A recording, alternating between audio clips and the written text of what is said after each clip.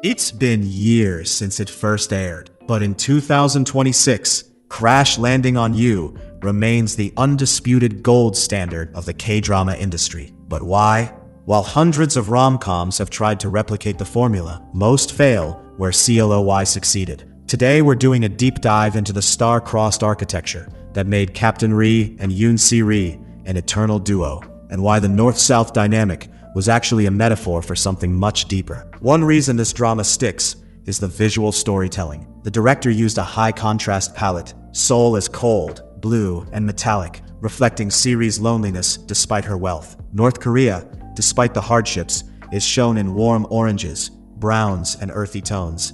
This wasn't just a setting, it was a psychological shift. For the first time, Se-ri wasn't a CEO, she was just a person. When you're editing your own watch list, notice how the lighting changes the moment they cross the border. It's a masterclass in atmospheric world building. Let's talk about Captain Ri. In a genre often filled with toxic CEOs, Jeong-hyeok was a breath of fresh air. He wasn't a hero because he was a soldier. He was a hero because of his softness, his devotion to a literal tomato plant, and his quiet grief over his brother gave him a three-dimensional depth that most action leads lack. This subversion of masculinity is why the Ri couple felt earned. It wasn't about a man saving a woman. It was about two broken people finding a safe harbor in a literal war zone. Here is my theory. CLOY isn't a story about luck. It's a story about predestined choice.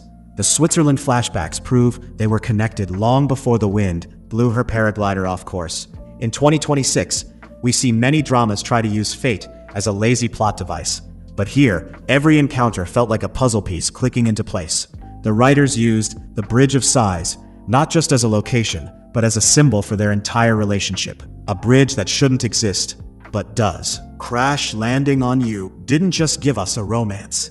It gave us a world where borders don't matter, when two souls recognize each other. But I want to hear from you. In 2026, does any new drama even come close to this level of chemistry? Let me know your gold standard in the comments below. Don't forget to like and subscribe for more deep dives into your favorite classics.